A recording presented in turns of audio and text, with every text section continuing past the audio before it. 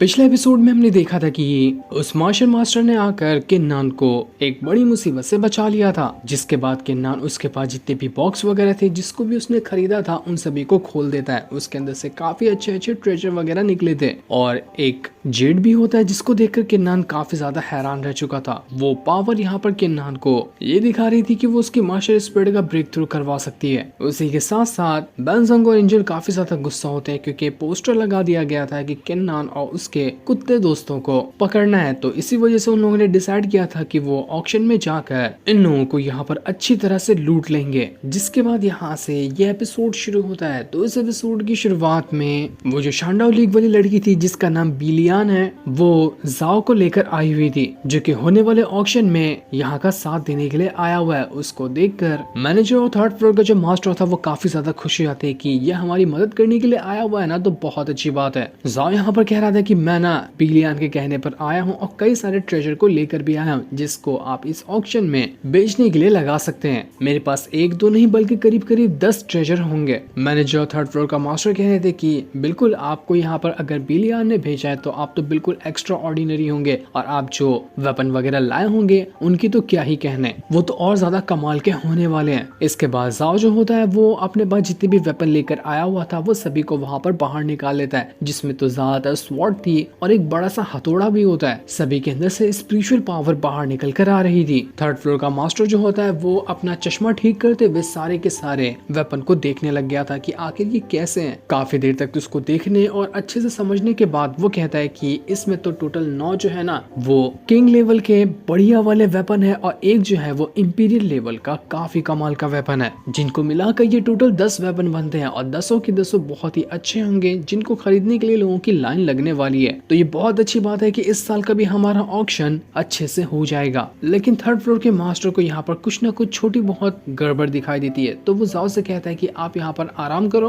मैं आपके 10 के 10 वेपन को ना अपने सीनियर के पास ले जाता हूँ। अगर वो परमिशन देते हैं कि हम इसे ऑक्शन में बेच सकते हैं तो उसके बदले में इन्हें ऑक्शन में लगा दूंगा। जिस पर जाओ कहता है तो ठीक है, मैं यहाँ पर जब तक कि आराम करने जाता हूँ और कुछ देर के अंदर मुझे बता देना कि तुम्हारे सीनियर इन वेपन को सिलेक्ट किया या नहीं किया। थर्ड फ्लोर के मास्टर का मुंह यहाँ पर उतरा हुआ था तो उसको देखकर मैनेजर उससे पूछते कि क्या हुआ ब्रो, सब ठीक तो है, तेरा मुंह ठीक नहीं लग रहा, कुछ गड़बड़ हुई है क्या यहाँ पर। जिस पर थर्ड फ्लोर का मास्टर कहता है कि नहीं, वैसे गड़बड़ की तो बात नहीं है, लेकिन ये जो जाओ जितने भी ट्रेजर लेकर आया ना उसके अंदर मुझे छोटी सी एक गड़बड़ महसूस हो रही है। इसलिए यहाँ पर मुझे लग रहा है कि ये जो बंदा यहाँ जाओ आया है वो ठीक नहीं है। उनकी बात पीछे से चलते हुए जाओ सुन रहा था तो मैनेजर उसका ध्यान भटकाने के लिए उसको ग्रीट करते हुए कहता है कि अरे सीनियर, आप यहाँ पर, आपका आराम करने का कमरा उस साइड है। लेकिन फिर भी अब तो जाओ जाने के लिए तैयार नहीं था। वो थर्ड फ्लोर के मास्टर के साथ ही उसके सीनियर के पास जाने के लिए निकल जाता है ताकि देख सके कि सीनियर क्या जवाब देता है। इसके बाद थर्ड फ्लोर का जो मास्टर था वो उसी शांडाओ लीग का जो 6 कान वाला एल्डर आया हुआ था उससे कहता है कि देखिए ये ना जाओ है, इसको बिलियन ने भेजा है जो कई सारे वेपन को लेकर आया है जो इस साल के हमारे ऑक्शन में काम आएंगे। तो आप इन वेपन को चेक करके इसको ये बता दो कि ये ऑक्शन में बेचने के लायक है भी या फिर नहीं है। लेकिन थर्ड फ्लोर का मास्टर उस एल्डर के कान में जाकर कहता है कि इसके जितने भी वेपन है ना मुझे उसके अंदर कुछ गड़बड़ लगती है। मैंने जब अपनी पावर का इस्तेमाल करते हुए इसके वेपन को चेक किया तो मुझे पता चला कि सारे के सारे वेपन के अंदर एक ही स्पिरिट मौजूद है और वो सबसे जुड़ी हुई है। लेकिन ऐसा कैसे हो सकता है, हर वेपन के अंदर तो अलग अलग तरह की स्पिरिट होनी चाहिए ना, तो सभी के अंदर एक ही स्पिरिट होने का क्या मतलब हुआ। उसकी ये दबी हुई आवाज से कहीं भी बात जाओ सुन लेता है तो वो उससे कहता है कि देखो यहाँ पर ना एक ही स्पिरिट होने का कोई नुकसान तो नहीं है। मैंने इन सारे वेपन को फॉरबिडन लैंड के अंदर से कलेक्ट किया है। वहाँ पर हजारों साल से ये वेपन पड़े थे तो हजारों साल से रहने की वजह से वहाँ का जो एनवायरमेंट था उसने उनको ऐसा हालत बना दिया, सभी की पावर आपस में जुड़ गई। इसी वजह से आपको सबके अंदर एक ही स्पिरिट दिखाई दे रही है, लेकिन इससे कोई नुकसान नहीं होता है, बल्कि ये तो बहुत अच्छी बात है। इस तरह से अगर एक वेपन को अगर रिफाइन किया गया तो उसके साथ जितने भी वेपन जुड़े हुए हैं वो सब भी एक साथ रिफाइन होने लग जाएंगे।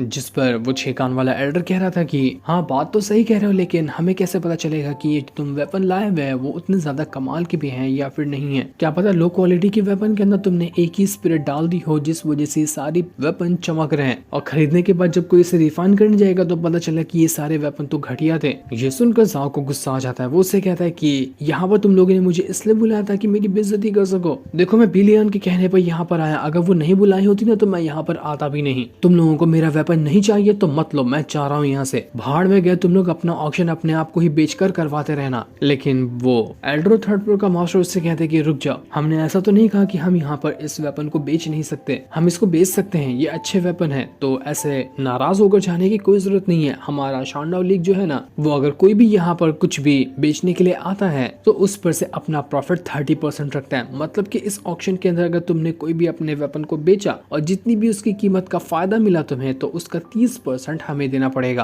अगर इस शर्त पे हमारी तुम रेडी हो तो तुम यहाँ पर ये ऑक्शन करवा सकते हो और अपने वेपन को यहाँ पर बेचने के लिए लिस्ट भी कर सकते हो। जिसमें जाओ कहता है कि तुम लोगों के पास ज्यादा दिमाग नहीं चलता है, 30% हलवा है क्या जो सीधा सीधा 30% का चार्ज तुम मांग रहे हो? ऐसा नहीं चलेगा, 30% बहुत ज्यादा होते हैं। जब मैं यहाँ पर आ रहा था ना तो मैंने बहुत लोगों से सुना कि शानदार लीग वाले एकदम ज्यादा कंजूस और भिखारी किस्म के लोग हैं, उनके ऑक्शन में तो सामान बेचने के लिए जाना भी नहीं चाहिए। लेकिन तब भी मैं यहाँ पर आया, देखा कि तुम लोगों को एक बार टेस्ट ही करके देख लो और पता चल गया कि तुम लोग भिखारी हुई जो बहुत ज्यादा कमीशन चार्ज मारते हो। जो सुनकर वो 6 कान वाला एल्डर भी काफी ज्यादा गुस्सा हो गया था। जाओ कहता है कि भाड़ में जाओ तुम लोग, मुझे तुमसे यहाँ पर अपना वेपन बिचवाना भी नहीं है, 30% का कमीशन चार्ज करने के लिए आ गए। इतना कहने के बाद वो वहां से जाने लगता है। लेकिन उन लोगों को ऑक्शन तो करवाना ही था, अब कैसे भी करके ये ऑक्शन होना ही पड़ेगा। तो 6 कान वाला एल्डर जाओ से कहता है कि ठीक है, हम यहाँ पर सिर्फ 10% प्रॉफिट रखते हैं और बाकी का 90% तुम्हें दे देंगे, इससे ज्यादा हम नहीं कर सकते। अगर तुम्हें अब हमारी ये शर्त मंजूर है तो तुम यहाँ पर अपने वेपन को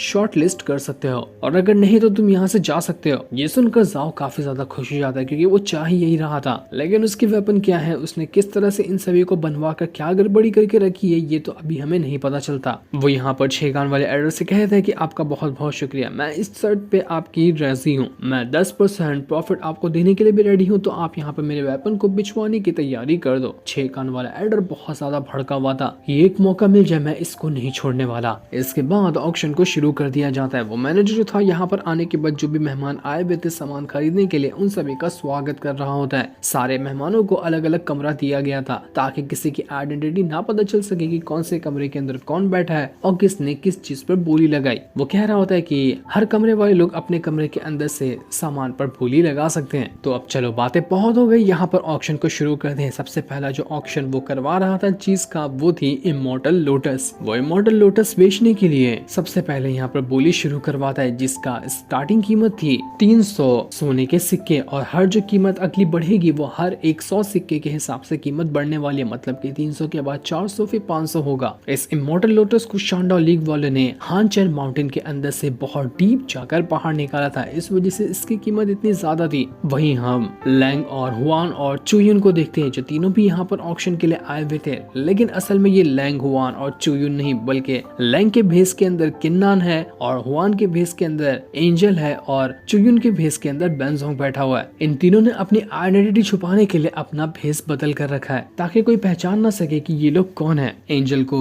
वो लोटस बहुत ज्यादा पसंद आ जाता है तो वो जिद करने लगती है किन्नान से कि किन्नान मुझे ये लोटस दिलवाओ, मुझे ये चाहिए, बहुत ही कमाल की चीज है ये। इससे जब सारे लोग बोली लगा रहे होते हैं, जो कि बोली अब 600 तक के पहुंच चुकी थी, तब किन्नान सीधा का सीधा वहां पर 2000 सोने के सिक्कों की बोली लगा देता है कि मैं 2000 देने के लिए रेडी हूँ, ये इमॉर्टल लोटस तो मुझे ही चाहिए। ये सुनकर जितने भी बाकी लोग जो ऑक्शन के लिए यहाँ पर आए हुए थे उन सभी का दिमाग फिर जाता है कि आखिर ये था कौन। करीब 600 की बोली लग रही थी लेकिन इसने सीधा 2000 की बोली लगाकर हमारे सबका मुंह ही बंद करवा दिया। मानते हैं कि ये जो इमॉर्टल लोटस है बड़ी कमाल की चीज है और सस्ते में ही मिल रही थी, लेकिन अब 2000 की कीमत तो सस्ती नहीं है इसके लिए। तो आखिर ऐसा कौन सा सरफेरा बंदा आ गया जिसने सीधा 2000 की बोली इस पर लगा दी है? दिमाग भी था या नहीं था उसको? मैनेजर वहां पर कह रहा था कि 2000 की बोली लग चुकी है, क्या कोई और भी यहाँ पर इससे ज्यादा कीमत लगाना चाहता है? लेकिन कोई भी अगली कीमत तो लगाता ही नहीं क्योंकि कोई भी इतने ज्यादा पैसे उस पर खर्च नहीं करना चाह रहा था। तो ये चीज यहाँ पर किन्नान को मिल जाती है। किन्नान का जो रूम नंबर था वो 6 था, तो मैनेजर कहता है कि ये चीज अब जा रही है रूम नंबर 6 के पास। इसके बाद मैनेजर जो होता है वहां पर बेचने के लिए अगला सामान लेकर आता है और वो सामान था एक डीमन सेट का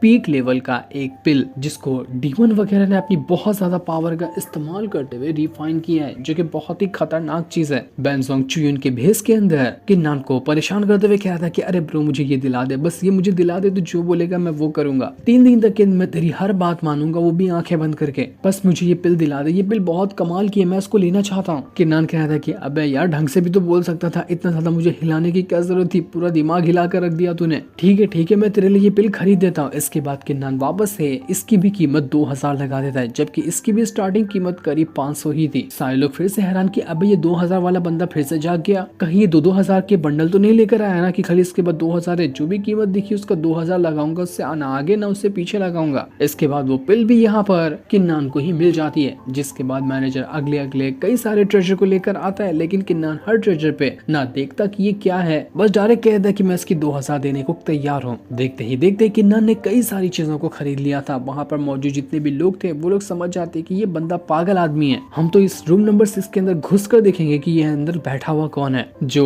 कीमत शुरू होने से पहले सीधा 2000 बोलता है और 2000 में खरीद कर चला जाता है। लगता है हम सबको कुछ नहीं खरीदने देगा आज। वो 6 गान वाला एल्डर भी हैरान रह जाता है कि आखिर इस 6 नंबर रूम के अंदर है कौन। इसको पता भी है कि जो सामान ये खरीद रहा है उसकी कीमत उतनी असल में 2000 है या फिर नहीं है, या फिर खाली ये बहुत अमीर बाप का बेटा है जो खाली पैसे उड़ाने के लिए यहाँ पर आया हुआ है। लेकिन मैनेजर को घंटा ही नहीं फर्क पड़ने वाला था, उसका सामान बिक रहा था, वो बहुत ज्यादा खुश था। इसके बाद वो कहता है कि अब यहाँ पर आ रही है ऑक्शन की सबसे कमाल की चीज, तो इसकी कीमत भी ज्यादा होगी, तो जरा अपने होश को थाम के रखिएगा। इसके बाद वो वहाँ पर लेकर आता है वही जाओ की लाई हुई कई सारे वेपन को, जिनमें से 3 वेपन को यहाँ पर लेकर आया था जिनके अंदर किंग लेवल की पावर थी। वो कह रहा था कि ऐसा कहा जाता है कि इन तीनों के तीनों वेपन को ना मीटियोइड के टुकड़ों से मिलकर बनाया गया है। ये तीनों स्वॉर्ड बड़ी कमाल की चीज है और इन सभी के अंदर एक ही स्पिरिट मौजूद है। इसका मतलब कि अगर कोई भी एक वेपन को रिफाइन करता है तो बाकी के दोनों भी अच्छी तरह से रिफाइन हो जाएंगे। इस तरह के वेपन को मिलना जिनके अंदर सभी एक ही जैसी स्पिरिट रखी हुई है बहुत ही ज्यादा रेयर बात है। तो आज जिसको जितना मन करे उतनी लंबी इस पे बोली लगा सकता है। इसकी कीमत भी बहुत ज्यादा है, तो ढंग से ही बोली लगाना पड़ेगा। कोई भी पीछे मत हटना, क्योंकि ऐसी चीजें बहुत ही मुश्किल से ऑक्शन में आया करती है। किन्ना तो बड़ा खुश था कि अरे वाह, लगता है कि बड़ी कमाल की चीज आई है। मैं कमाल की चीज का तो कब से इंतजार कर रहा था और देखो फाइनली वैसी चीज आ गई, अब तो मैं इसको खरीद कर रहूंगा। इसके बाद मैनेजर यहाँ पर कहता है कि ये जो 3 स्वॉर्ड है इनकी स्टार्टिंग कीमत है 10,000 सोने के सिक्के, और जो भी अगली बोली लगाई जाएगी ना वो सीधा 1000 से बढ़ेगी। मतलब 10 के बाद 11 होगा, फिर 12, फिर 13, ऐसे हर बोली में 1-1 हजार सोने के सिक्के बढ़ते जाएंगे। इसलिए सारे के सारे लोग वहाँ पर अपनी अपनी बोली लगाने लगते हैं। किसी ने 12 लगाया था, किसी ने 13, किसी ने 14, इस तरह से बोली लगाई थी। लेकिन किन्नान तो बड़ा शांत से बैठा होता है, क्योंकि वो एक ही ऐसी बोली लगाएगा कि सारे के सारे लोगों का दिमाग फिर जाएगा। जब सभी बोली लगाकर करीब 16,000 पर कीमत उन तीनों स्वॉर्ड की पहुंच जाती है, तब किन्नान वहाँ पर कहता है कि मैं इसके सीधा 30,000 सोने के सिक्के देने को रेडी हूँ। मैं 30,000 सोने के सिक्कों में इन तीनों स्वॉर्ड को खरीदना चाहता हूँ। ये सुनकर तो सारे के सारे लोग फिर से पागल कि नहीं बस बहुत हो गया, अब तो हम जाकर देख कर ही रहेंगे कि ये बंदा 6 नंबर रूम के अंदर है कौन। जैसे पागलों की तरह पैसा बस लुटाया जा रहा है। जिनके इतना कहते ही ये एपिसोड यहीं पर एंड हो जाता है।